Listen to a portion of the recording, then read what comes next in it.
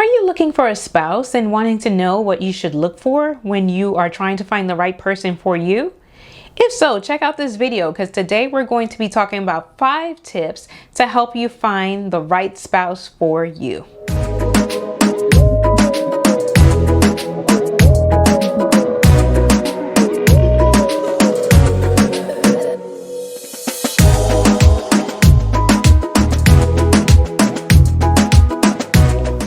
Hi, I'm Rhonda Brown, registered nurse, counselor, marriage and family therapist, and relationship coach. And welcome to the Art of Connection Therapy channel, where we talk about connection.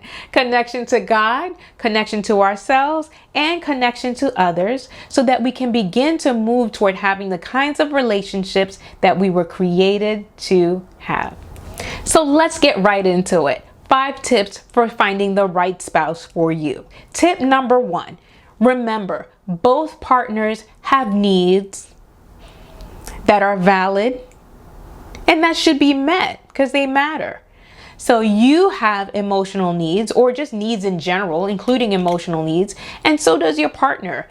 And making sure to keep that in mind when you are trying to find the right partner for you is that that person understands and recognizes that you have needs that matter and that they will have to meet. Like, for example, if we're talking about a marriage and you're talking about a closed marriage, right? There are sexual needs in the marriage that no one else can fill. I'm not talking or saying that your spouse has to fill all of your needs. That is not what I'm saying, because we do have some needs that can just be filled by God. We have needs that we get fulfilled through friendships and families and the need for success with business. So I'm not saying that our spouse is there to meet all of our needs 100% of the time. But when you are looking for a spouse, you're looking for your emotional needs at least to be met and some of your physical needs as well. So you want to make sure that the person that you choose to be with, your potential spouse or mate for the rest of your life, recognizes that they have needs that they're able to communicate to you so that you can fill them, and that you also have needs, and that both needs matter in relationships. The second tip I would give, and this I am sure it applies to everyone, but in my practice of counseling, I tend to see, because I work a lot with women, and I tend to see women that will not choose wisely, right? So for example, you are a woman of God and you're in ministry, or maybe not in ministry, but your life and your purpose is to live for the Lord and to live for His glory. But then you end up picking and being with someone who can care less about the Lord and care less about Jesus Christ and living for Him. My friends, that is not a wise choice, because in essence, you are going in one direction, and this person, whether they are a good person or a bad person, I can't judge that. I'm not here to judge that. However, they may be incompatible with you, because as a woman of God, most likely you are looking for a man of God, and a man who will cover you and will be submissive to the Lord and the things of God. So you want to make sure that when you are choosing a lifelong partner, that you are choosing wisely. Which goes into the third point. The third point is to know who you are.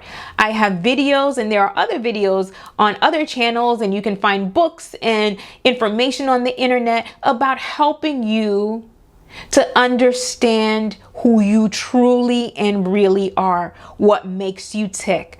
I will have a video upcoming about the 5 love languages.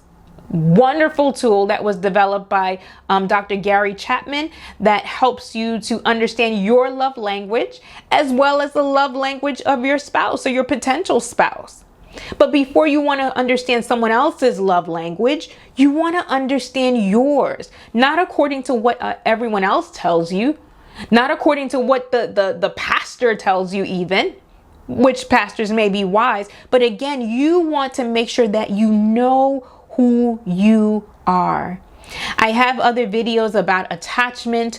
That's one of the things that may play into understanding who you are and why you do what you do and why you pick who you pick, and some of the things that you can do to move from a place of an insecure attachment style to a more secure attachment style. Like I said, there's a lot of information out here. There's a wealth of information given to us by various people, because God in his glory finds ways to help us to get the information and get the things that we need so that we can thrive. So you want to make sure that you know who you are, understanding who you are, and then being able to communicate that in an assertive way to your potential partner to see if this is someone who may be able to meet your needs and who you may be able to meet their needs as well. So know who you are. Tip number 4 that I would give, and again, just seeing a lot of clients and different life experiences that either I or other people have gone through as well, is to make sure that you find someone that is committed to growth for themselves and also growth for the relationship. Someone who is committed to the success of your relationship if you're planning to have a lifelong intimate relationship with them. Because if you have, for example, you are committed to growing, you are committing to growing individually for yourself, maybe your health, maybe financially, emotionally, just growing holistically, but you pair up with someone who is not committed or doesn't see the importance of doing that, you can imagine how frustrating that will be for you, not just in the dating relationship, but when you are truly paired with them in marriage. And when you have children, and when the two of you are aging together, and how frustrating that can be for you and actually detrimental to the relationship. So make sure that if you're someone who is committed to growing and learning, if you're watching this video, you're probably committed to learning and growing, because this channel here, the Art of Connection Therapy channel, is about helping us to learn and grow.